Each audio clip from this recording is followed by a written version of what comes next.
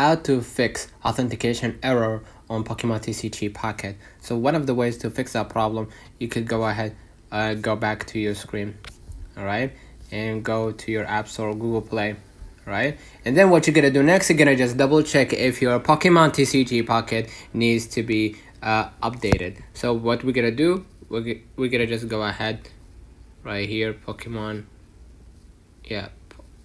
Pokemon TCG Pocket, and we're gonna double check if your app needs to be updated. If it does, just go ahead and do it.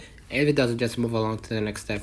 And if you still face that same issue, what you're gonna do, you're gonna just go ahead to the settings, go ahead to the general, and scroll a little bit down to the date and time, and make sure that you set the date and time automatically, right?